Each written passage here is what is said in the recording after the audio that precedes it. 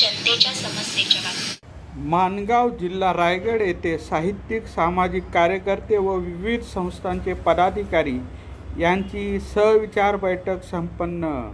रायगड जिल्ह्यातील माणगाव तालुक्यातील एस.टी. स्टँडजवळ चहाकट्टा हॉटेलमध्ये बैठक बुधवार दिनांक 18 फेब्रुवारी 2026 रोजी सायंकाळी 5 वाजता संपन्न झाली।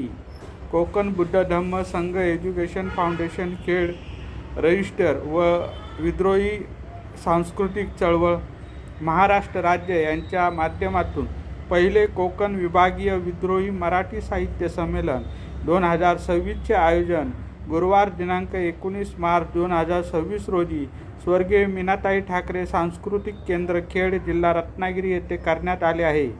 या निमित्ताने माणगाव तालुक्याचे सुपुत्र माननीय जगदीश जाधव, कोकण विभागीय समन्वयक, फुले आंबेडकर विद्वत्ता सभा महाराष्ट्र राज्य यांच्या पुढाकाराने कोकण विभागीय विद्रोही मराठी साहित्य संमेलनाच्या निमित्ताने रायगड जिल्ह्यातील सामाजिक कार्यकर्ते, साहित्यिक, कवी, गायक यांना जोडण्यासाठी प्रयत्न आजच्या सहविचार बैठकीतून त्यांनी केला। कोकण बुद्ध धम्म संघ एज्युकेशन फाउंडेशन, खेड या संस्थेचे संस्थापक अध्यक्ष अनिल पांडुरंग येसुंडे, सचिव सचिन सयाजी मोहिते, श्रीकांत सपकाळ यांचं बैठकीच्या निमित्ताने माणगाव वासियांकडून पुष्प देऊन सन्मान करण्यात आला। कोकण विभागीय विद्रोही मराठी साहित्य संमेलनाच्या नियोजनाच्या दृष्टीने महत्त्वाची चर्चा करण्यात आली। या संमेलनाच्या माध्यमातून फुले शाहू आंबेडकर यांच्या विचाराची विद्रोही साहित्यिक चळवळ वृद्धिवंत होईल।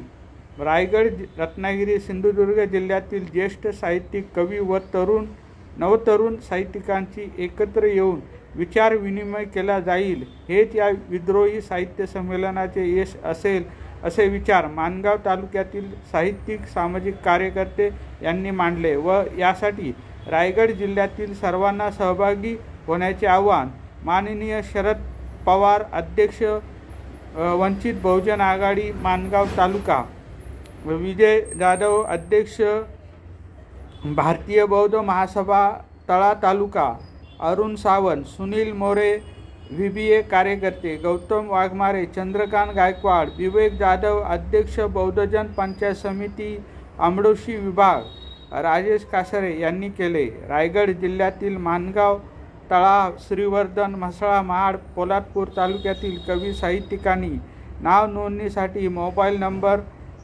खेड 88 30 05 30 35, माणगाव 92 71 13 70 15 7, 99 60 32 38 56 या नंबरवर संपर्क साधावा असे आवाहन करण्यात आले।